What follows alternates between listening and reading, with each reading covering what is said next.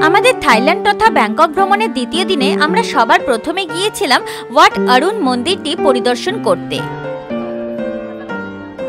Watt অরুণ মন্দিরে পৌঁছানোর জন্য আমাদের চাও ফ্রায়া নদী অতিক্রম করতে হয়েছিল। আমরা গ্র্যান্ড প্যালেসের সামনে থেকে টিকিট কেটে একটা বড় ক্রুজে করে ওয়াট অরুণ মন্দির পৌঁছেছিলাম। ক্রুজে করে ওয়াট অরুণ যেতে জনপ্রতি 30 বাট করে ভাড়া লেগেছিল। ওয়াট অরুণ মন্দির পরিদর্শন করে একটি স্থানীয় থাই রেস্টুরেন্টে খাবার খেয়ে আমরা চলে গিয়েছিলাম তালিংসং ফ্লোটিং মার্কেট দেখতে।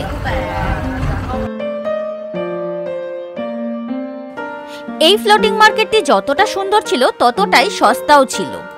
আপনি যদি আপনার পরিবারবর্গ বা আপনার বন্ধু বান্ধবদের জন্য থাইল্যান্ড থেকে স্মৃতি হিসাবে কিছু ছোটখাটো জিনিস নিয়ে যেতে চান, তাহলে আপনাকে এই ফ্লোটিং মার্কেটে আসতেই হবে, কারণ এখানে সমস্ত জিনিসই কিন্তু খুব সস্তায় পাওয়া যাচ্ছিল। এখানে কিন্তু আপনি বিভিন্ন প্রকারের জিনিসপত্র পাবেন, যেরকম ঘর সাজানোর জিনিসপত্র, বিভিন্ন রকমের স্থানীয় খাবার দাবারের দোকান, এছাড়াও বিভিন্ন প্রয়োজনীয় জিনিসপত্র কিন্তু এই বাজারে পাওয়া যাচ্ছিল। থাইল্যান্ডের বিভিন্ন জায়গার বিভিন্ন মার্কেটগুলির সময় আলাদা আলাদা হয়। এই মার্কেটটার সময় সম্পর্কে আমাদের বিস্তারিত ধারণা ছিল না, তাই আমরা যখন মার্কেটে পৌঁছেছিলাম তখন মার্কেটটি অর্ধেক বন্ধই হয়ে গিয়েছিল, তাই আমরা খুব ভালো করে মার্কেটটিকে উপভোগ করতে কিন্তু পারিনি। আমি আমাদের তালিংসং ফ্লোটিং মার্কেটের অভিজ্ঞতা নিয়ে আরেকটি ভিডিও বানিয়েছি, আর ওই ভিডিওতেই আমি ব্যাংককের কিছু বিখ্যাত ফ্লোটিং মার্কেট সম্পর্কে বিস্তারিত তথ্য দিয়েছি, যেমন মার্কেটগুলি কোন সময় খোলে, কখন বন্ধ হয়, কোন কোন দিনে মার্কেটগুলি ওপেন হয়, এছাড়াও ব্যাংকক শহর থেকে মার্কেটগুলির দূরত্ব কতটা এবং মার্কেটগুলিতে কি কি ধরনের জিনিস পাওয়া যায়, সমস্ত তথ্য সেই ভিডিওতে আমি আপনাদের সঙ্গে ভাগ করে নিয়েছি। যদি আপনি ব্যাংককের বিভিন্ন ফ্লোটিং মার্কেটগুলি ভ্রমণ করতে চান, তাহলে ওই ভিডিওটি অবশ্যই একবার দেখে নেবেন। তালিংসং ফ্লোটিং মার্কেটের ভিডিও লিংক আপনি উপরের আই বাটনে বা নিচের ডেসক্রিপশন বক্সে পেয়ে যাবেন। এই তালিংসং ফ্লোটিং মার্কেট ভ্রমণ করার পর আমরা নৌকায় বাড়ি ফিরেছিলাম, অর্থাৎ গ্র্যান্ড প্যালেস এসেছিলাম। যখন আমরা তালিংসং ফ্লোটিং মার্কেট থেকে এই নৌকা করে চাও ফ্রায়া নদীর উপর দিয়ে গ্র্যান্ড প্যালেস ফিরছিলাম, তখন আমাদের কিছু অভূতপূর্ব অনুভূতি হয়েছিল। আমরা এই ফ্লোটিং মার্কেট সম্পর্কে বহু তথ্য জানতে পেরেছিলাম, যা হয়তো আমরা এই নৌকা ভ্রমণ না করলে কখনোই জানতে পারতাম না। আর চাও ফ্রায়া নদীতে যে কত মাছ আছে সেটাও আমরা দেখতে পেয়েছিলাম এই যাত্রার দরুন। আর আমাদের এই অনন্য অনুভূতিকে আপনাদের সঙ্গে ভাগ করে নেওয়ার জন্যই আমার আজকের এই ভিডিও। নমস্কার বন্ধুরা, আমার নাম রাজশ্রী, আর আমার বাংলা ইউটিউব চ্যানেল পথে পথে ভ্রমণে আপনাদের সকলকে স্বাগত জানাই। চলুন শুরু করা যাক। আমাদের থাইল্যান্ড তথা ব্যাংকক ভ্রমণের দ্বিতীয় দিনে আমরা সর্বপ্রথম চলে গিয়েছিলাম ওয়াট অরুণ মন্দিরটি দেখতে। গ্র্যান্ড প্যালেস থেকে ওয়াট অরুণে যাত্রাপথ ছিল অভূতপূর্ব। আমরা চাও ফ্রায়া নদী পার করেছিলাম এই ওয়াট অরুণ পৌঁছানোর জন্য। আমরা এই ওয়াট অরুণ মন্দিরে কিছু অনন্য অনুভূতি সঞ্চয় করেছিলাম। ওয়াট অরুণ মানে হলো সূর্য দেবতার মন্দির। এটি একটি বৌদ্ধ মন্দিরও বটে। থাই ভাষায় ওয়াট মানে হলো মন্দির এবং অরুণ মানে হলো সূর্য, অর্থাৎ সূর্য দেবতার মন্দির। ওয়াট অরুণ মন্দির পরিদর্শন করে আমরা একটি স্থানীয় থাই রেস্টুরেন্টে খাবার খেয়ে চলে গিয়েছিলাম তালিংসং ফ্লোটিং মার্কেট দেখতে। এই বাজারটি ছিল খুব সুন্দর। যদিও আমরা এই বাজারটাকে পুরোপুরি ভ্রমণ করতে পারিনি, তবুও আমরা এর একটা অনুভূতি পেয়েছিলাম। এই স্থানীয় বাজারে আমরা প্রচুর থাই মানুষদের সঙ্গে কথা বলার সুযোগ পেয়েছিলাম। এছাড়াও আমরা এখানকার স্থানীয় খাবার খেয়ে দেখতে পেরেছিলাম এবং স্থানীয় সঙ্গীত শুনতে পেয়েছিলাম। এই সমস্ত অভিজ্ঞতাগুলোই আমি আগেই আপনাদের সঙ্গে অন্য ভিডিওতে ভাগ করে নিয়েছি। ভিডিওগুলির লিংক আপনি উপরের আই বাটনে বা নিচের ডেসক্রিপশন বক্সে পেয়ে যাবেন। এখন ফেরার পালা। এখন আমরা তালিংসং ফ্লোটিং মার্কেটে রয়েছি। আপনাকে সামনে একবার তালিংসং ফ্লোটিং মার্কেটটা দেখিয়ে দিচ্ছি। এই দেখুন, সামনে এটাই হলো তালিংসং ফ্লোটিং মার্কেট। এখন আমরা ফিরবো। আমরা একটা নৌকা পেয়েছি যেটা আমাদের কাছ থেকে 400 ভাট নেবে বলেছে আমাদেরকে তালিংশাং ফ্লোটিং মার্কেট থেকে গ্র্যান্ড প্যালেস পৌঁছে দেওয়ার জন্য, অর্থাৎ 200 ভাট প্রতিজন। এই যে নৌকাটা দেখছেন এতে বসেই এখন আমরা তালিংশাং ফ্লোটিং মার্কেট থেকে গ্র্যান্ড প্যালেস চলে যাব। অবশেষে নৌকায় উঠে পড়লাম।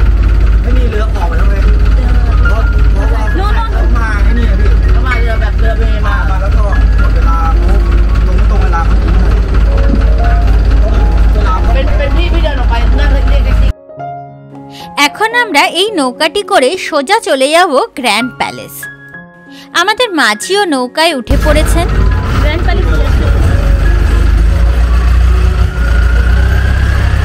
অবশেষে আমাদের নৌকা ছেড়ে দিল।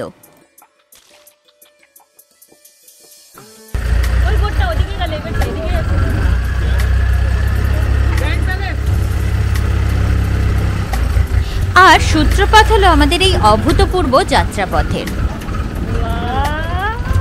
সত্যি কথা বলতে এই যাত্রাপথ সম্পর্কে আমাদের কোনো ধারণাই ছিল না। আমরা প্রথমবার আগে থেকে কিছু না জেনে উঠে পড়েছিলাম একটা নৌকায় গ্র্যান্ড প্যালেস যাওয়ার জন্য। আর কিছু দূর গিয়ে দেখি আমাদের নৌকাও দাঁড়িয়ে পড়লো আর সামনে গেটও বন্ধ। এবার যাব কিভাবে? আমরা তালিংশাং ফ্লোটিং মার্কেট থেকে নৌকা করে যাচ্ছিলাম গ্র্যান্ড প্যালেসের দিকে। হঠাৎ দেখি রাস্তায় এক জায়গায় নৌকাটা দাঁড়িয়ে পড়লো এবং সামনে গেটটা বন্ধ। আমরা ওনাদেরকে জিজ্ঞেস করলাম সামনে গেট বন্ধ কেন, যাব কিভাবে? দেখো কিংফিশার। আমরা যখন ওনাদেরকে জিজ্ঞেস করলাম যে গেটটা বন্ধ কেন, তখন ওনারা বললেন যে অ্যাকচুয়ালি এই চাও ফ্রায়া নদীর জলের স্তরটা অনেকটা উপরে আর এই ফ্লোটিং মার্কেটের জলের স্তরটা অনেকটা নিচে, আর সেই জন্য এই গেটটা বন্ধ রাখা হয় যাতে চাও ফ্রায়া নদীর জল এই ফ্লোটিং মার্কেটের ক্যানেলটার মধ্যে না ঢুকে পড়তে পারে আর এই ফ্লোটিং মার্কেটের জলের স্তর নিচে থাকে এবং বাজারটি বসতে পারে। আর দেখুন সামনে গেটটা আস্তে আস্তে করে খুলছে, উপরের দিকে উঠছে এবং জল আস্তে আস্তে এদিকে আসছে, আস্তে আস্তে এদিকে জলের স্তরটা বাড়ছে। ওনারা আমাদের এটাই বললেন যে এই গেটটা বন্ধ করে রাখা হয় যাতে মূল চাও ফ্রায়া নদীর জল এই শাখাটার মধ্যে না ঢুকে পড়তে পারে। আর এইভাবেই ওনারা এই ফ্লোটিং মার্কেটে জলের স্তরকে বজায় রাখেন। তো এখন ওনারা ধীরে ধীরে এই গেটটা খুলবেন এবং এখানে জলের স্তর বেড়ে যাবে। দেখুন এখনই কিন্তু জলের স্তর বেশ অনেকটা বেড়ে গেছে। তো এভাবেই আমরা এখন এই নৌকা করে এই শাখা নদী থেকে বেরিয়ে মূল চাও ফ্রায়া নদীতে চলে যাব এবং সেখান থেকে গ্র্যান্ড প্যালেস চলে যাব মূল চাও ফ্রায়া নদীর উপর দিয়ে। আর এখানে দেখুন গেট খুলছিল, আস্তে আস্তে গেটটা উপরের দিকে উঠছিল আর সাথে সাথেই দেখুন জলের স্তর কত দ্রুত গতিতে বেড়ে যাচ্ছিল। আর সামনে দেখুন আপনি হয়তো দেখতেই পাচ্ছেন যে গেটটা কতটা খুলে গেছে, বেশ অনেকটা খুলে গেছে। কালো অংশ যেটা জলের নিচে থাকে সেটাও দেখা যাচ্ছে এখন, তার মানে গেটটা প্রায় খুলেই গেছে। আর একটুখানি খুললেই আমরা অর্থাৎ আমাদের নৌকা বেরিয়ে যেতে পারবে। সকালবেলা যখন ফ্লোটিং মার্কেট বসে তখনই ওনারা এই গেটটা বন্ধ করে দেন। তার ফলে চাও ফ্রায়া নদীর জল এই শাখাতে কোনোভাবেই আর প্রবেশ করতে পারে না এবং এর ফলেই এই শাখাটি জলের স্তর মাঝামাঝি থাকে, যা ফ্লোটিং মার্কেট বসার জন্য আদর্শ পরিস্থিতি।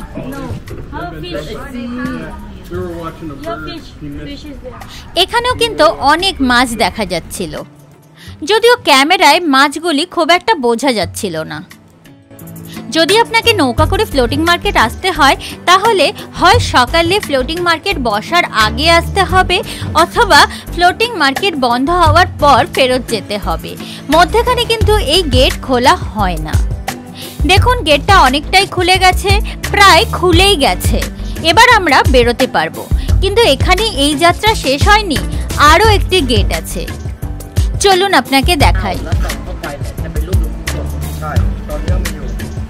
แต่มันเหนือรูปมันกบใช่ไหมมีอยู่ช่วงหนึ่งที่ดื้อๆหน่อยแล้วอยู่ดีรูปท่านหายไปเอาไปไว้ที่แล้วก็กราบขอเข้ามาอะไรเสร็จมาเองของนี้มาเอง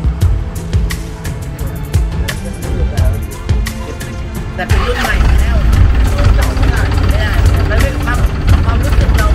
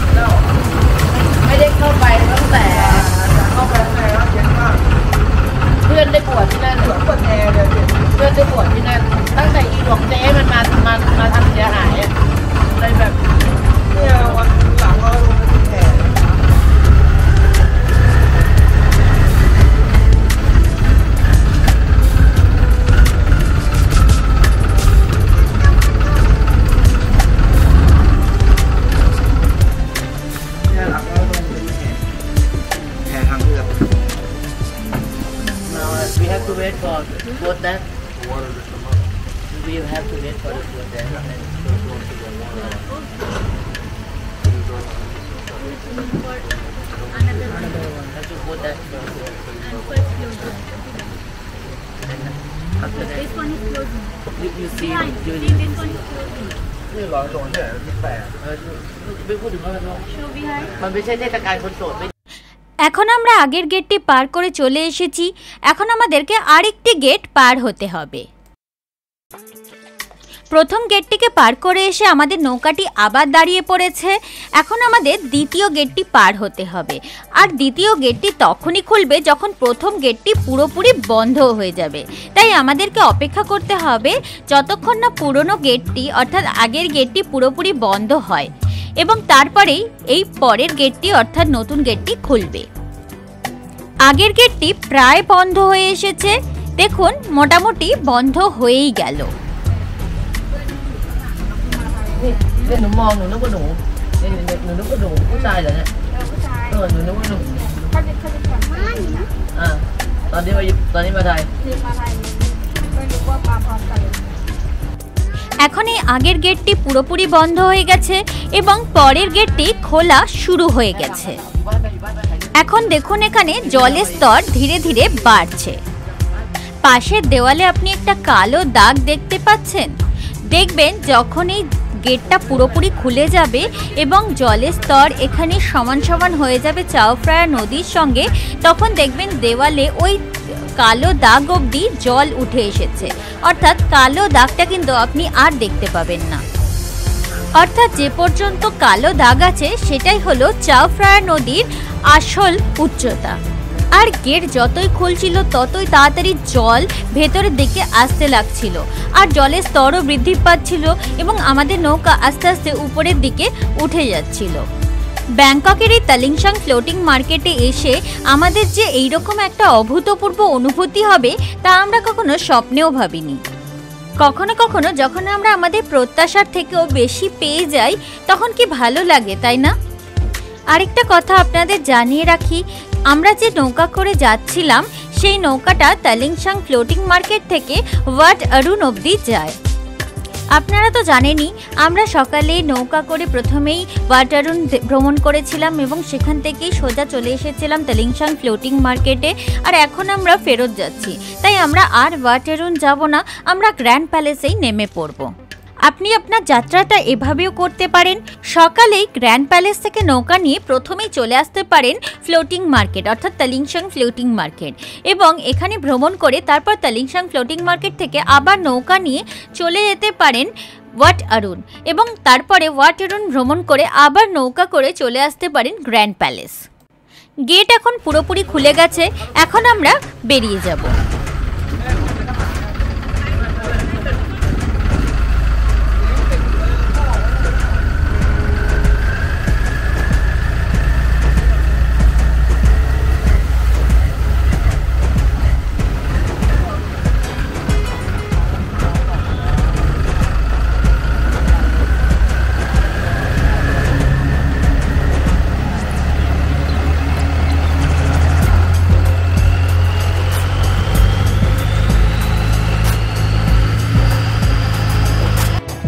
আমরা এখন গেট অতিক্রম করে ফেলেছি এবং তালিংসাং ফ্লোটিং মার্কেটের যে ছোট্ট নদীর শাখাটা ছিল সেখান থেকে মূল চাওফ্রায়া নদীতে চলে এসেছি। এখন এই চাওফ্রায়া নদীর উপর দিয়েই যাচ্ছি।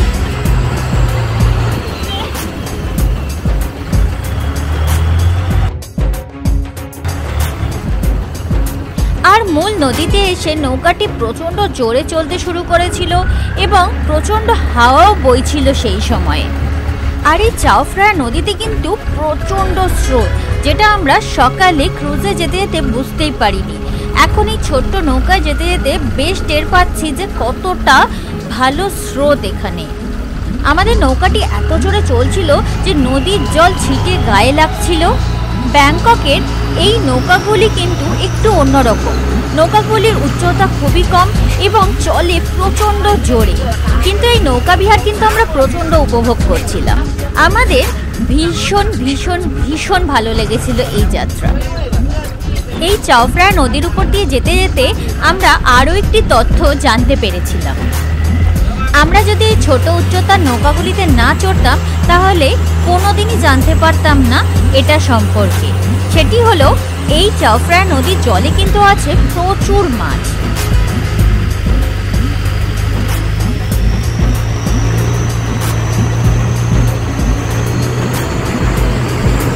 আমরা গ্র্যান্ড প্যালেস থেকে ওয়াট অরুণ মন্দির যাওয়ার সময়ও বড় ক্রুজে করেই নদী পার হয়েছিলাম। ওই যাত্রাও আমাদের ভীষণ ভালো লেগেছিল। আমরা ওই যাত্রাও ভীষণ উপভোগ করেছিলাম, কিন্তু তখন আমরা নদীকে এত কাছ থেকে দেখতে পাইনি। এখন ফেরার সময় এই নৌকাটির উচ্চতা খুব কম হওয়ার দরুন নদীকে খুব কাছ থেকে দেখতে পাচ্ছিলাম এবং উপলব্ধিও করতে পারছিলাম। এই যাত্রাপথে আমরা নদীর ধারে ব্যাংককের রাজার নৌকাও দেখেছিলাম, কিন্তু দুর্ভাগ্যবশত আমি তা ক্যামেরাতে রেকর্ড করতে পারিনি।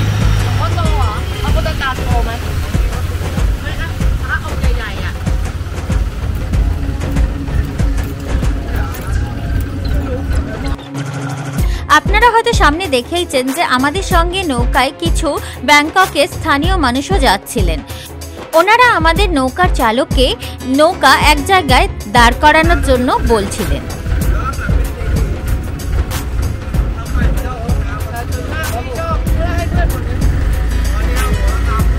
যদিও তখনও আমরা বুঝতে পারিনি যে ওনারা নৌকা দাঁড় করানোর জন্য কেন বলছিলেন, তাও আবার মাঝ নদীতে।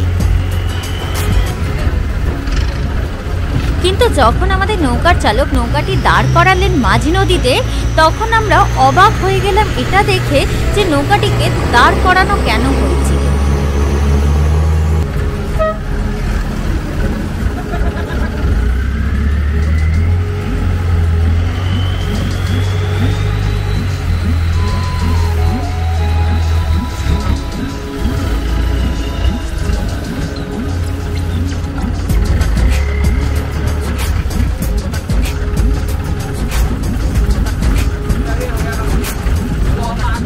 আর যেই না আমাদের মাঝি নৌকা দাঁড় করিয়েছেন, অমনি দেখি সেই স্থানীয় মানুষেরা জলের মধ্যে খাবার ছুঁড়ে দিচ্ছে। আর আমরা যখন ঘুরে দেখলাম, দেখি জলের মধ্যে সেই খাবার খেতে উঠে এসেছে অজস্র মাছ। আর ওনারা যতই খাবার দিচ্ছেন, মুহূর্তের মধ্যে সেই খাবার শেষ হয়ে যাচ্ছে। মুহূর্তের মধ্যেই এখানে এত মাছ চলে এসেছে।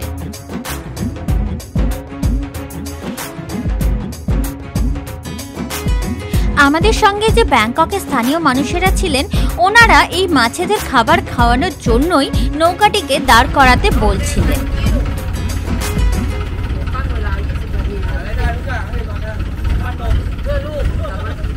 আর মাছেদেরকে খাবার খাওয়ানো হয়ে যাওয়ার পর আমাদের নৌকা আবার চলতে শুরু করলো।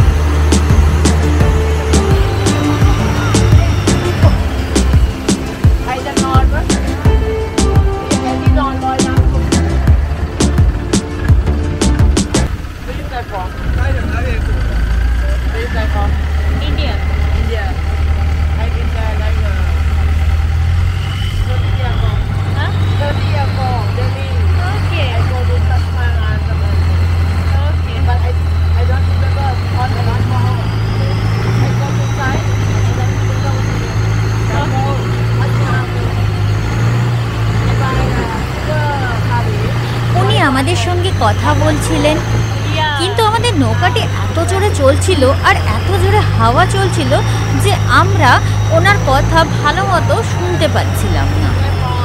শুধু এটা বুঝতে পারলাম যে উনি একবার দিল্লি ঘুরতে এসেছিলেন এবং আমাদেরকে এটাই বলছিলেন যে দিল্লিতে কি কি জিনিস ওনার খুব ভালো লেগেছিল।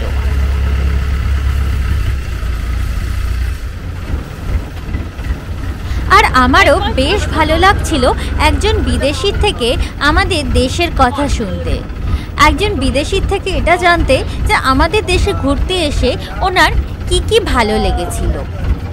উনি আমাদের এটাই বলছিলেন যে উনি যখন ভারত ঘুরতে এসেছিলেন তখন উনি ভারতে কি কি জায়গা দেখেছিলেন আর কি কি খাবার খেয়েছিলেন, কোথায় থেকেছিলেন। আর এইভাবেই ওনার সঙ্গে গল্প করতে করতে কখন যে পৌঁছে গেলাম বুঝতেই পারি। আমরা গ্র্যান্ড প্যালেসের ঘাটটি দেখতে পাচ্ছিলাম, কিন্তু নৌকাটি আবার কোনো একটি কারণবশত দাঁড়িয়ে পড়েছিল।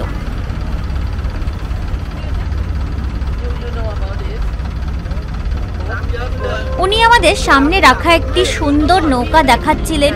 সেই নৌকাটি ছিল রাজার নৌকা। নৌকাটি দেখে আমরা এতটাই মুগ্ধ হয়ে গিয়েছিলাম যে ক্যামেরাটা একটু ঘুরিয়ে রেকর্ড করতেই ভুলে গেছি।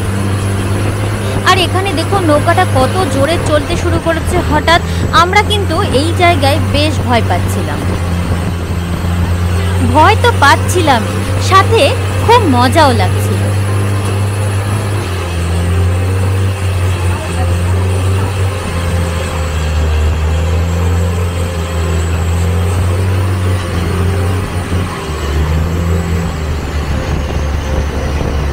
আর দেখুন এই জায়গাটা দেখতে কি সুন্দরই না লাগছে।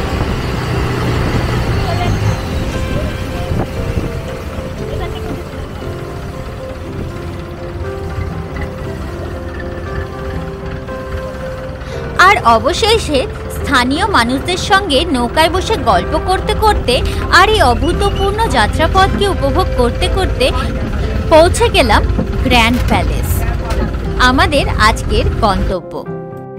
এবার নৌকা থেকে নামার পালা, এসে গেছি গ্র্যান্ড প্যালেস। Thank you.